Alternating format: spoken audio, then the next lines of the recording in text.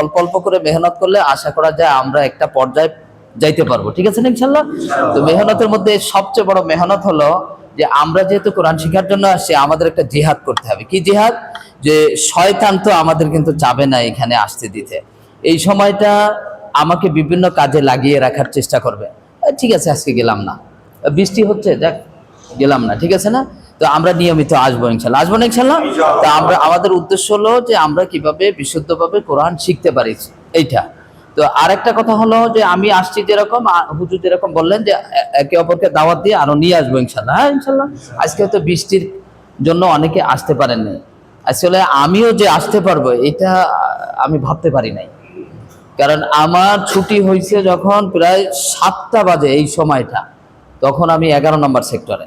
তো যাক আলহামদুলিল্লাহ, আমার মুসলিমউদ্দিন ভাই উনি আল্লাহ তাকে যাজা খায় নসিব করো, যার কারণে আল্লাহ তাআলা আমাকে নিয়ে আসছে।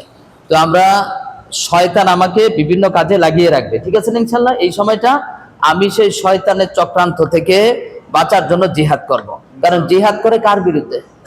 শয়তান, শত্রুর বিরুদ্ধে। তা আমাদের সবচেয়ে বড় শত্রুকে শয়তান, ঠিক আছে ইনশাল্লাহ। আর কালামে পাক আমরা সবাই শিখবো, এইটা হলো নিয়ত রাখছি। তো এখন আপনারা বলেন, যেহেতু কালামুল্লাহ শরীফ, এটার ভাষাটা কি? আরবি। কোরআন শরীফের ভাষাটা কি? আরবি। তাহলে প্রত্যেক ভাষার কিছু সাংকেতিক চিহ্ন থাকে, তাহলে আরবি ভাষারও কিছু সাংকেতিক চিহ্ন আছে, আছে কিনা? বাংলা ভাষার কিছু সাংকেতিক চিহ্ন আছে, ইংরেজি ভাষার কিছু সাংকেতিক চিহ্ন আছে। তো প্রথমে ভাষা শিখতে গেলে ওই ভাষার সাংকেতিক চিহ্নগুলোকে আমাকে ভালো করে চিনতে হবে, জানতে হবে, নাকি? প্রথমে হলো এই সাংকেতিক চিহ্নগুলোর আকার আকৃতি আগে দেখবো ভালো করে। আচ্ছা, এই জিনিসটা কি বলেন তো? বোর্ড। এইটা আপনি চোখ দিয়ে ভালো করে দেখছেন না? এইটাকে কি বলে? কলম। এটা চোখ দিয়ে ভালো করে দেখছেন বিধায়িত মানে, এটাতে আর কি অন্য কিছু বলবো? ঠিক আমরা যখন দেখব তখন চোখ দিয়ে ভালো করে ফোকাস করব যে হরফগুলা কিরকম দেখা যায়। অর্থাৎ আরবি ভাষার যে সাংকেতিক চিহ্নগুলো আছে এর এক একটাকে কি বলা হয়? হরফ, ঠিক আছে না? কি পাইলাম আমরা? যে আরবি ভাষার সাংকেতিক চিহ্নগুলোর এক একটাকে বলা হয় হরফ, আর একত্রে বলা হয় হুরুফ।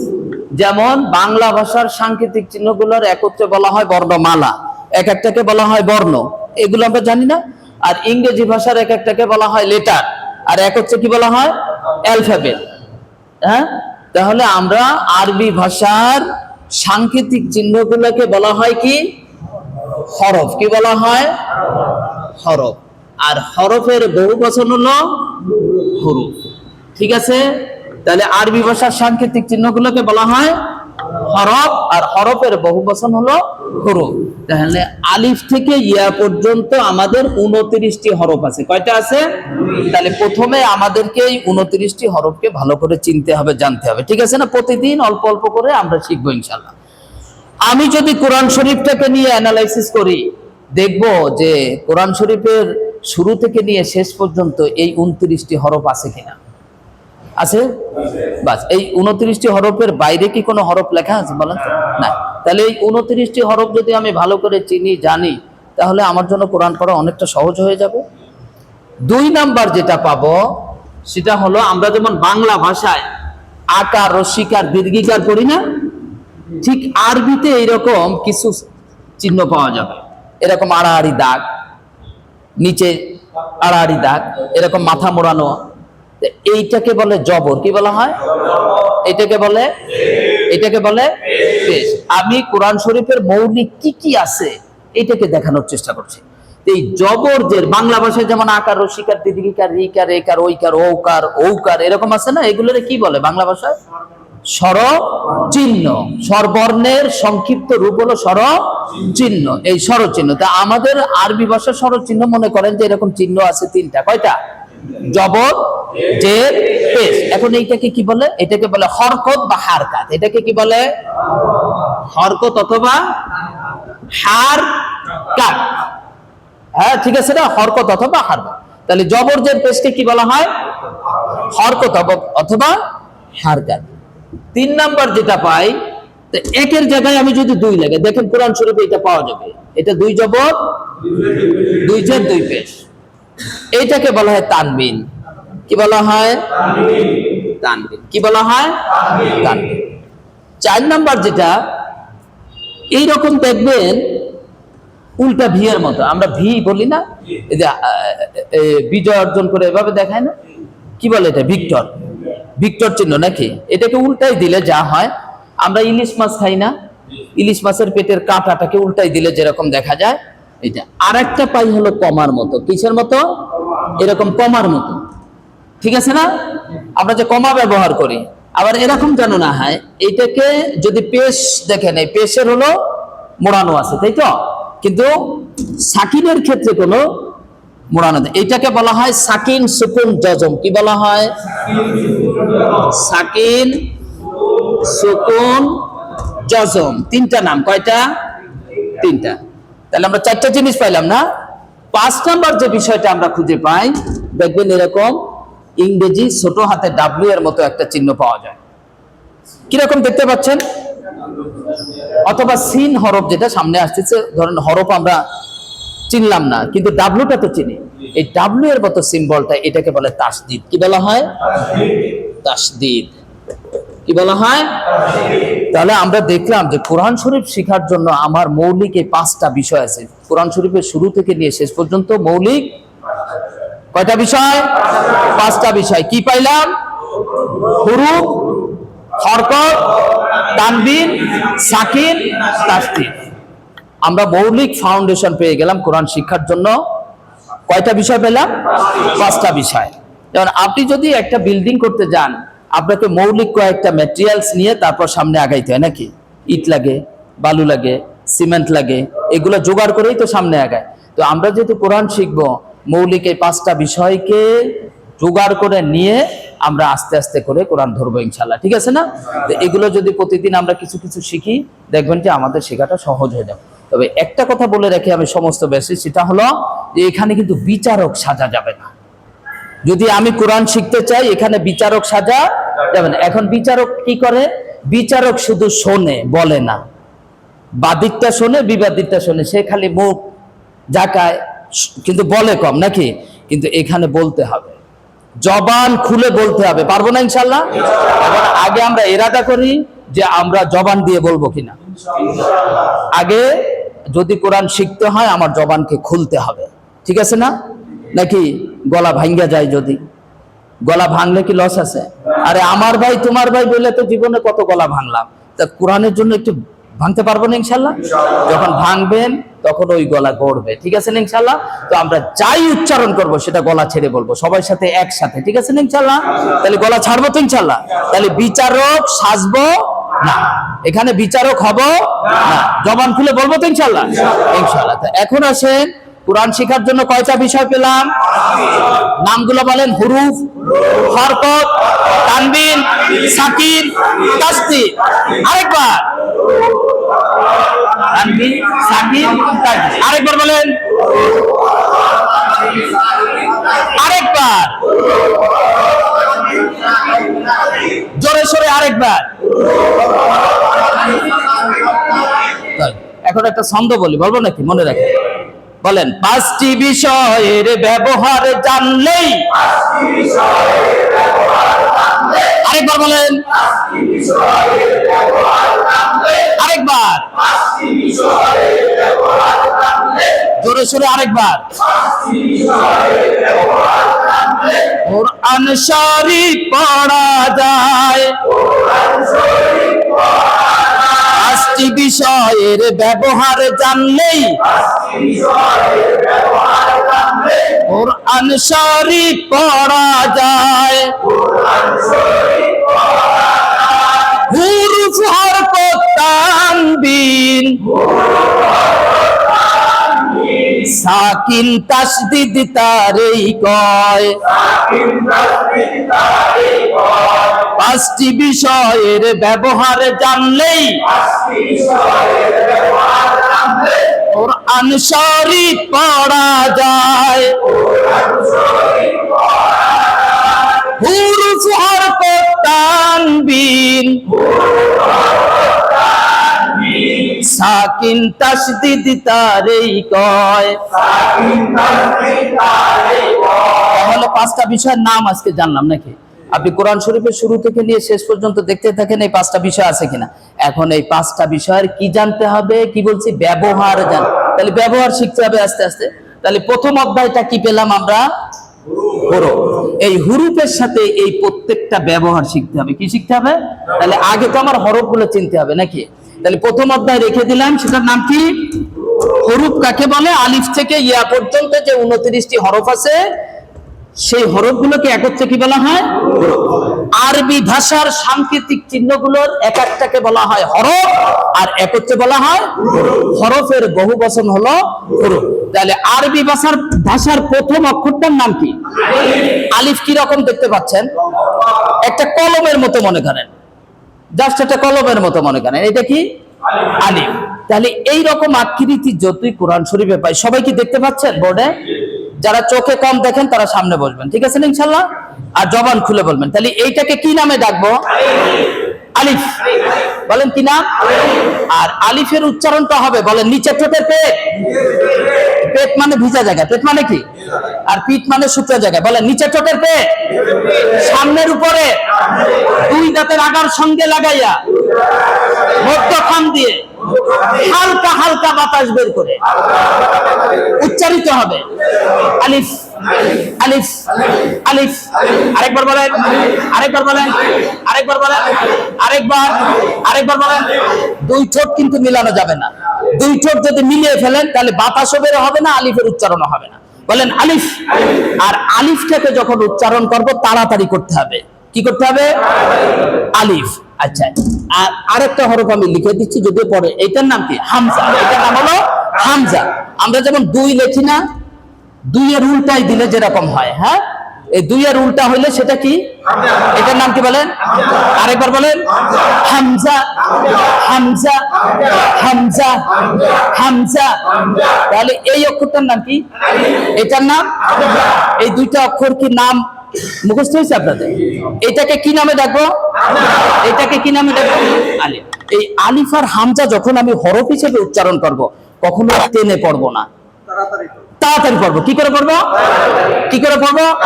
তাহলে একটা ফর্মুলা পেলাম যে 29টি হরফের মধ্যে আলিফ আর হামজাকে টেনে পড়া। তাহলে বাকিগুলো কি করব বলেন এবার? আপনারাই বলেন, আপনারাই বলেন। তাহলে 2টাকে টানবো না, বাকিগুলো কি করে পড়বো? কি হিসেবে? যখন লেটার হিসেবে আসবে, হরফ হিসেবে আসবে, বা বর্ণ হিসেবে যখন আমি উচ্চারণ করব, তখন সেটাকে কি করব? টেনে পড়বো, ঠিক আছে না? তাহলে কি ফর্মুলা পেলাম? আলিফ আর হামজা যখন হরফ হিসেবে পাবো, তখন এটাকে টেনে। কেন টানবো না সেটার সামনে যখন ক্লাস করব তখন আমি বুঝিয়ে দেবো ইনশাল্লাহ, ঠিক আছে না ইনশাল্লাহ? কারণ আমরা যখন এইটা উচ্চারণ, বির মধ্যে কি আছে বলেন? একটা ভাওয়েল আছে না? কর মধ্যে কি আছে বলেন তো? কি আছে বলেন? একটা স্বরবর্ণ আছে। ঠিক তেমনই মনে করেন আলিফ আর হামজা বাদে বাকিগুলোর মধ্যে ভাওয়েল আছে মনে করেন। ধরেন আপাতত ভাওয়েল কি আছে? ধরেন আপাতত ভাওয়েল আছে, এই জন্য এগুলোকে টানতে হয়। আর আলিফ আর হামজার মধ্যে কোনো ভাওয়েল পাওয়া যায় না, এই জন্য টানবো না। আপাতত এটা ধরে নেন। তাহলে আমরা প্রথম অক্ষরটা কি পেলাম? এটা আলিফ। এখন এইরকম লম্বা দাগ পাইলে তাকে কি বলবো? আলিফ। পুরা কোরআন শরীফে আলিফ হলো 2 আকৃতির। কয় আকৃতির? কোন দিকে গেলাম? উপর থেকে ডান দিকে গেলাম। উপর থেকে যখন ডানে টান নেবে, ডানে মন নিবে, তখন সেটাকে কি বলবো? তাহলে এটাও আলিফ, এটাও। এটা কি? এটা কি? আরেকবার বলেন, আরেকবার বলেন। আলিফ। ক্লিয়ার হয়েছে? তাহলে এই আলিফ নিয়ে কোনো সমস্যা হবে আপনাদের? হরফ শিখবো যেটা যেন শেখার মতো হয়, ঠিক আছে না? এখন আসেন, এই আলিফ বলতে যাইয়া আমি অন্য কোন হরফের সাথে প্যাচ লাগে, তাই না? যেমন আমাদের বাংলা ভাষায় দেখেন আছে, এটা কি? আচ্ছা, এইটা কি? আচ্ছা, এইটা কি? আচ্ছা, এইটা কি? আচ্ছা, এইটা কি দেখেন তো? এটা কি? দেখেন কিছুটা কাছাকাছি কিনা। এগুলো যখন থাকে আরো আছে না এরকম, তাহলে এগুলো আকার আকৃতিতে দেখে কিছুটা তো পরিবর্তন আছে। হয়তো দেখতে অনেকটা একরকম মনে হয়, কিন্তু এগুলার কারণে আমাকে চিনতে হয় কিনা, এটা কি একই রকম হরফ? একই তরে, কিছুটা কাছাকাছি হতে পারে, তার থেকে ব্যতিক্রম। এগুলো যেমন আমরা চিনতে পারি। তাহলে আলিফের সাথে কার প্যাচ লাগে ওই অক্ষরটা আমাকে বের করতে হবে। আলিফের সাথে এই যে বড়শি আমরা ব্যবহার করি না, বড়শি মাছ ধরার জন্য, ধরেন কিছুটা বড়শির মতো, এটা হলো লাম। এটার নাম কি? আরেকবার বলেন। এখন আমি আপনাকে বলেছি আলিফ আর হামজা যখন পাবো টানবো না, কিন্তু এই অক্ষরটার নাম পেলাম কি? এখন লাম যখন বলবো তখন কি টানবো কি টানবো না? কেন? আলিফ আর হামজা বাদে বাকি সব হরফ লেটার হিসেবে যখন পড়বো তখন কি করবো? টেনে পড়বো। বলেন আরেকবার, আরো টান দেন, আরেকবার বলেন, আরেকবার একসাথে। এখন দেখেন লামের আর একটা চেহারা নিলাম, কোন দিকে গেলাম? বামে। তাহলে উপর থেকে এসে যখন বামে যাবে তখন সেটাকে কি নামে ডাকবো? তাহলে এটার নাম এইটা। আবার ডানে বামে যখন দুই দিকে টান থাকবে, ডানে বামে, ডানেও টান নিচেও টান, তখন সেটাকে কি বলবো? এটাও নাম। এটার নাম কি? আবার এইটা যেন যুক্তি খাটায় না, যে যেহেতু একটা আছে বামে, এইটুকু হলো আলিফ এইটুকু হলো লাম, এরকম যেন না হয়। ঠিক আছে না? ইনশাআল্লাহ এটা বলবো না। তাহলে এটার নাম এইটা, এইটা, এটা কি? এটা আলিফ। তাহলে আলিফের সাথে কার প্যাচ লাগে? লামের। ঠিক আছে না? লামের সাথে কার প্যাচ লাগবে? আলিফ। তাহলে উপর থেকে এসে যখন ডানে যাবে, হাতের ডান দিকে, ডান হাত তো আমরা চিনি নাকি? এইটার আবার সংজ্ঞা বলতে হবে। বলেন, তাও বলেন। খাওয়ার হাতকে ডান হাত বলে, অপর হাতকে বাম হাত বলে, এটা তো আমরা জানি। তাহলে এইটাকে কি বলবো বলেন? এইটা কি হইলো তাহলে? এটাও নাম। তাহলে এইটা কি হলো? ঠিক আছে, এটার নাম এইটা, এইটা, এইটা, এইটা কি? আলিফ। ঠিক আছে, এখন কি হলো? তাহলে লামের তিনটা চেহারা দেখেন, পরপর লিখলাম। এটার নাম এইটা, এইটা লাম। এটার নাম কি? লাম। লাম হয়ে গেল, আলিফ হয়ে গেল কি? লাম। তাহলে আলিফের সাথে কার প্যাচ লাগে? তাহলে এই দুইটা হরফে তো কোনো মানে সমস্যা হবে না। আচ্ছা, এরপরে আমি কিছু কিছু হরফ আছে দেখবেন, দ্বিতীয় হরফটা কিছুটা আমরা যে নৌকা দেখি না, নৌকা, ধরেন আমরা নৌকার মতো নিলাম, এই নৌকার মতো কিন্তু নিচে নুক্তা দিলাম, এটার নাম হলো বা। এটার নাম হলো বা। বলেন বা, কান দিয়ে বলবেন, বলেন। এই উপরে দুইটা নুক্তা দিলাম, এটা হলো। আরেকবার বলেন, তা, বা, তা। এখন উপরে কয়টা নুক্তা দিলাম? তিনটা। এটার নাম হলো সা, হা, না, না, বা, তা, সা। আরেকবার বলেন, আরেকবার বলেন। আরেকটা হরফ নিচ্ছি আমি, চাঁদের মতো দেখা যায়, আমরা চাঁদ ওঠে না? হ্যাঁ, এটা চাঁদের মতো। এটার নাম কি? বলেন, নুন। আরেকবার বলেন, আরেকবার বলেন। আরেকটা হরফ নিব, এটা হলো ইয়া। এটার নাম কি? ইয়া। আরেকবার বলেন, বা, তা, সা, নুন, ইয়া। এখানে পাঁচটা হরফ নিচে। কয়টা হরফ? পাঁচটা। তাহলে পাঁচটা হরফ। এখন কোরআন শরীফে যে হরফগুলো আছে পরিপূর্ণ, এটা হলো পরিপূর্ণ আকৃতি। কি আকৃতি? পরিপূর্ণ চেহারা। আমরা যখন কোনো অফিসিয়াল কোনো ছবি দরকার হয়, তাই না, অনেক সময় আমরা কি আপাদমস্তক ছবি দেই না কি ছবি দেই? পাসপোর্ট সাইজের ছবি দেই। তো হরফগুলোরও কিছু পাসপোর্ট সাইজের বানাইতে হবে, কারণ সব সময় সে এই আকৃতি থাকে না। বড় হাতের এবিসিডি থাকে, ছোট হাতের এবিসিডি থাকে না? ঠিক তেমনই আমাদের কোরআন শরীফের যে হরফগুলা পরিপূর্ণ চেহারা নিয়ে সব জায়গায় থাকে না। এই পরিপূর্ণ চেহারা নিয়ে আমরা পাবো হলো শব্দের শেষে। কোথায় পাবো? তাহলে কোরআন শরীফের শব্দের শুরুতে থাকলে এক রকমের আকৃতি হবে, মাঝে থাকলে এক রকমের আকৃতি হবে, শেষে থাকলে কি হবে, আরেক আকৃতির হবে। এই আকৃতিগুলো আমাকে ভালো করে চিনতে হবে। তাহলে কি রকম হয় দেখেন, এখন এর পাসপোর্ট সাইজের ছবি বানাবো। এখন পাসপোর্ট সাইজের ছবি কি মাথার অংশ নেয় না? তাহলে আমরা ধরেন হরফটা লিখতে গেলে কি ডান দিক দিয়ে লিখতে হয় না? তাহলে মাথার অংশ কোনটা ধরবো? ডানের অংশটুকু। আচ্ছা, ডানের অংশ নেন, দেখেন তো এরকম হয় কিনা চেহারাটা। এটাও এরকম নিলাম, এটাও আমি এরকম নিলাম, এটাও এরকম নিলাম, এটাও এরকম নিলাম। এখন সবগুলো একরকম আকৃতি হইলো কিনা? এখনো কোনো হরফ হয়নি, এখনো কোনো হরফ। তাহলে 5টা হরফের শুরুতে দেখেন অবস্থানটা একরকম কিনা।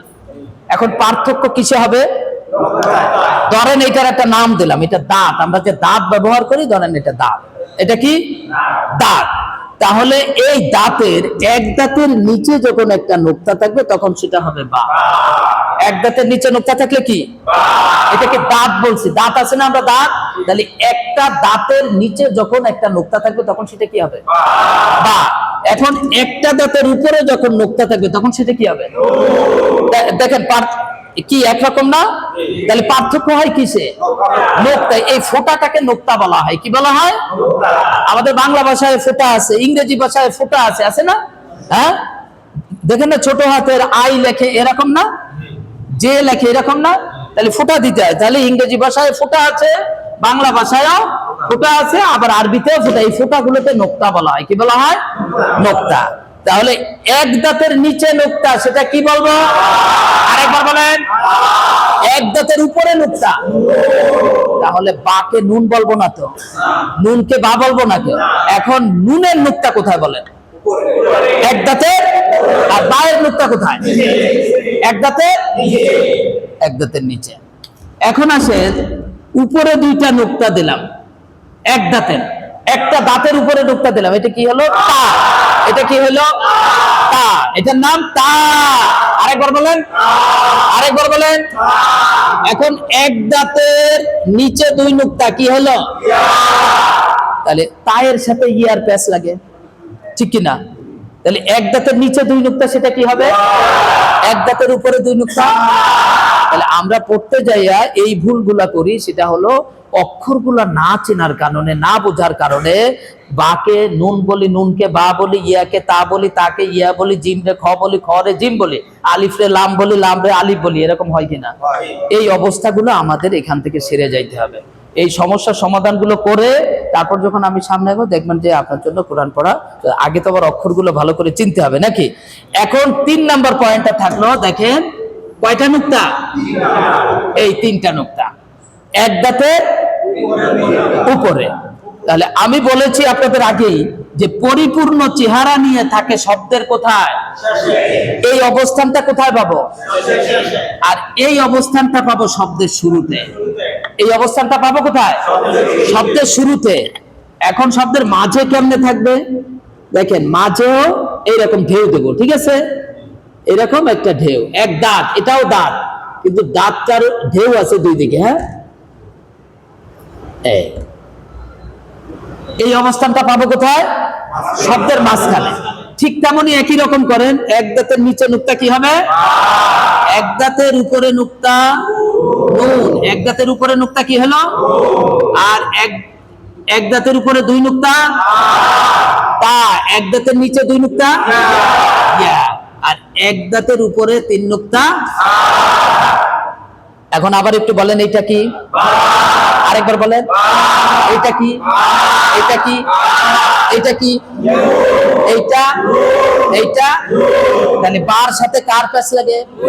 নুনের। তাহলে নুনের নোক্তা কয়টা? কোথায়? বায়ের নোক্তা কয়টা? কোথায়? এক দাঁতের নিচে। আর নুনের নোক্তা এক দাঁতের, এক দাঁতের উপরে। তায়ের নোক্তা কয়টা? কোথায়? উপরে।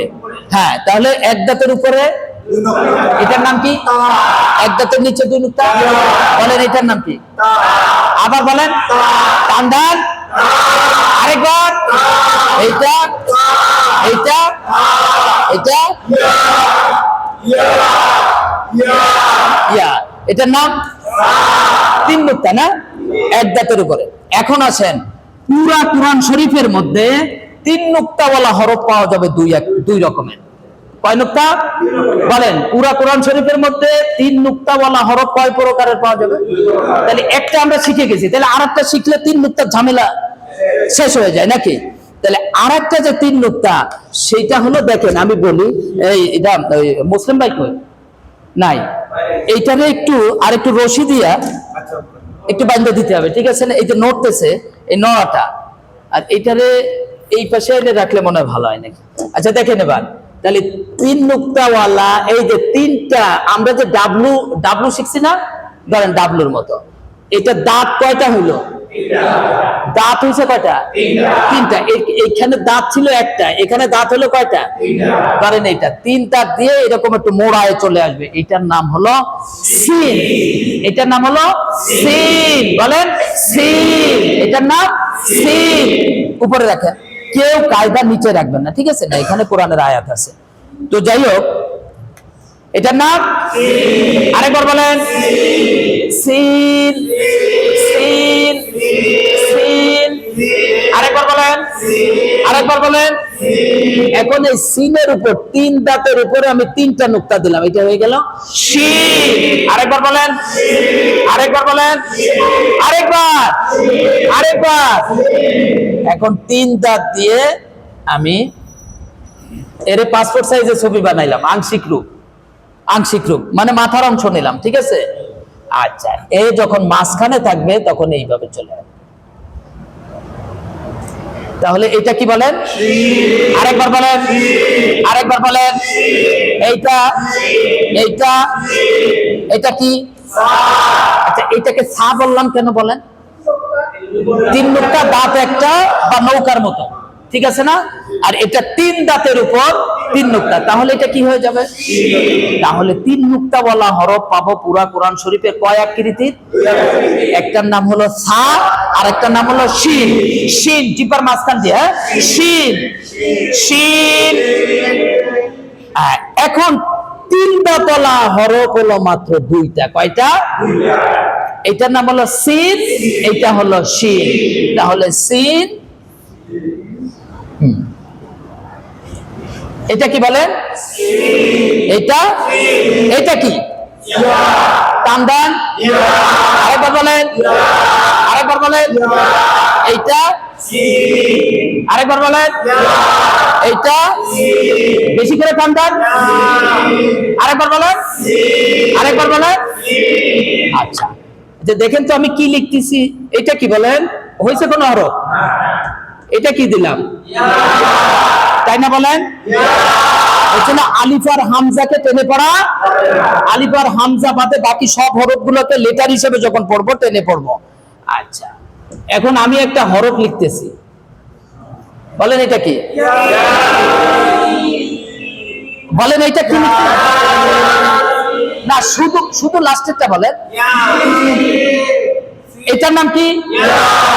এটা, আরেকবার বলেন। এটা ইয়া, সিন। আরেকবার বলেন সিন। একসাথে বলেন তো,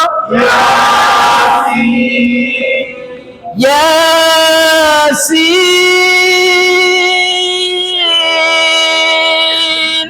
বলেন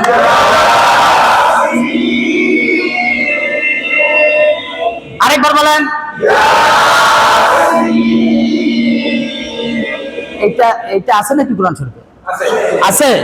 এখন বলেন, পড়তে পারবেন না? হ্যাঁ, আচ্ছা, আমি কি কিছু দিছি? জবর জের পেশ কিছু কি দেওয়া লাগছে? তারপরে পড়তে পারবেন না ইনশাআল্লাহ? বলেন তো দেখি।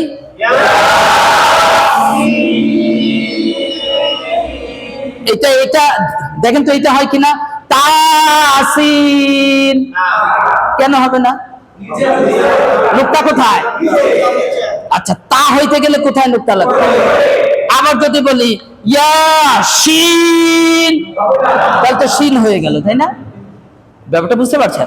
তাহলে এইভাবে আমরা যদি হরফগুলা যদি আলোচনা করে নিজেরা দেখে দেখে পড়ি, আর যখনই বোর্ডে বা আপনি কায়দায় দেখবেন, চোখ দিয়ে আগে ভালো করে দেখবেন। আর আরেকটা জিনিসের সমন্বয় ঘটাইতে হবে, বলেন হুশ, জোশ, ইস্তেকামাত। এই 3টা জিনিসের সমন্বয় ঘটে যে কোনো কাজে। হুশের সাথে পড়বো, আমি এখানে আছি ঠিকই, কিন্তু আমার দিল এখানে নাই, বাসায় আছে বিভিন্ন জায়গায়, তাহলে কি শিখতে পারবো? ঠিক আছে না ইনশাল্লাহ? আমি যতটুকু সময় এখানে দিব স্রেফ আল্লাহর জন্যই দিব, পারবো না ইনশাল্লাহ? একমাত্র কার জন্য দিব? আল্লাহ তাআলার জন্যই আমি এই সময়টা আমি দিব, পারবো না ইনশাল্লাহ? কত সময় তো কত ভাবে আমি ব্যয় করি, এই সময়টা আমি স্রেফ আল্লাহর জন্য দিতে পারবো না? মোবাইল টোটালে বন্ধ রাখবো, পারবো না ইনশাল্লাহ? পারবো তো ইনশাল্লাহ? আর নিয়মিত আসবো তো? আমি আপনাদেরকে অনুরোধ করে বলতেছি, আপনারা নিয়মিত আসবেন, পারেন চাই না পারেন, এটা দেখে আপনারা নিয়মিত আসবেন এবং এই সময় আসবেন, এখানে জামাতের সাথে নামাজ পড়বেন। পুরা একটা অনুরোধ করব, নামাজ শেষ কাউকে চিনবেন না, কায়দা নিজের দায়িত্বে নিয়ে নিজে নিজে উল্টাইতে থাকবেন, চোখ দিয়ে খালি দেখতে ভুলাইতে থাকবেন। আর কোরআন শরীফ আছে না, এইগুলা দিয়ে চুমু খাইতে থাকবেন। কোরআন শরীফ বাসায় আছে না, এগুলো মুছতে থাকবেন, চুমু খাইতে থাকবেন। এটা মহব্বত করবেন, বেশি বেশি মহব্বত করবেন, দেখবেন যে আল্লাহ তাআলা আপনার দিলে ঢাইলে দেবে কোন সময়। হ্যাঁ, ঠিক আছে ইনশাল্লাহ? কারণ নামাজ শেষ দেখা যাবে গল্প করতে থাকি, অনেকে নামাজ পড়ে ডিস্টার্ব হয়। আর সবচেয়ে বড় কথা, আমি সময়টাকে কাজে লাগাবো। বলি যে আমার সময় নাই, আসলে সময় আছে, আমার ইচ্ছা নাই। কিসের অভাব? সদিচ্ছার অভাব, তাহলে আমরা হুঁশের সাথে পড়বো তো, আর জোশ নিয়ে পড়বো, উদ্দীপনা, মরার মতো রোগীর মতো এরম না, উদ্দীপনা নিয়ে পড়বো, ঠিক আছে না ইনশাল্লাহ? আওয়াজ দিয়ে পড়বো, উচ্চ আওয়াজে পড়বো ইনশাল্লাহ, ঠিক আছে না ইনশাল্লাহ? গলা ছিঁড়ে পড়বো, কি আছে না আছে টেনশন নিয়ে পড়বো না, টেনশন ফ্রি ভাবে পড়বো না ইনশাল্লাহ। আর ইস্তেকামত, দৃঢ়তার সাথে, আমি এখান থেকে মানে কোরআন শিখে যাবই, আমাকে কোরআন শিখতে হবে, any how, any way, any place, ঠিক আছে না? যে কোনো সময়, যে কোনো জায়গায় আমাকে শিখতেই হবে। না শিখে উপায় আছে বলেন? হ্যাঁ বলেন, আছে? কোরআন ছাড়া আর কোনো গতি আছে বলেন? নাই। যদি গতি থাকে তাহলে সেই রাস্তা ধরি নাকি? আর তো কোনো রাস্তা নাই, আছে? নাই। তো যাই হোক, আমরা হরফগুলো তো এই যে চিনলাম না, আরেকটু আলোচনা করি। এটার নাম টেনে টেনে বলবেন, বলো আবার।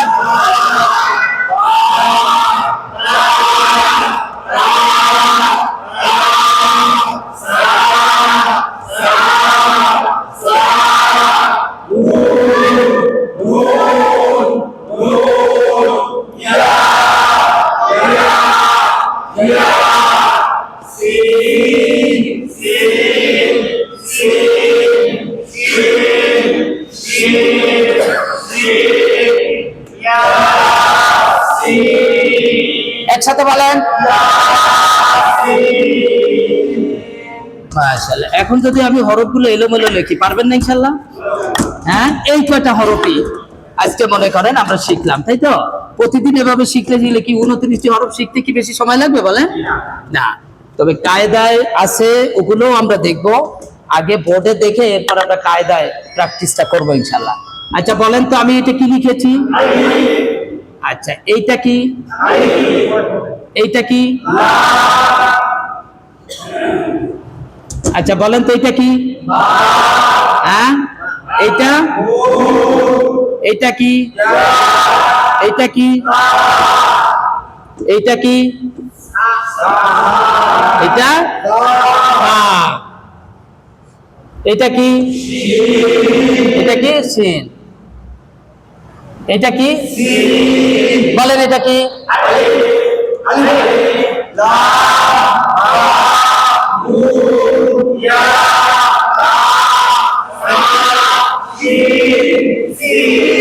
বলেন উল্টা ভাবে বলেন তো। এটা আবার বলেন।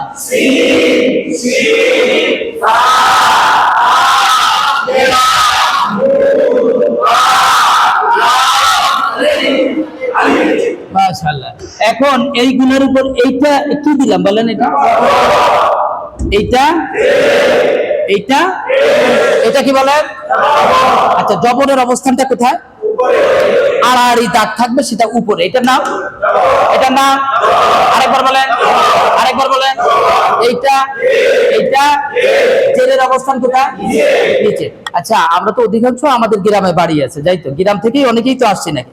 আচ্ছা, গ্রামে এক ধরনের জমি থাকে, দেখবেন জমি থাকে না, সব জায়গায় শুকনা, কিন্তু একটা কোনায় যে পানি জমছে, বলি না আমরা? ওই জমিটাকে গ্রাম্য ভাষায় বলতে আমাদের ওদিকে বলতো জের জমি। কি বলে? মানে কি?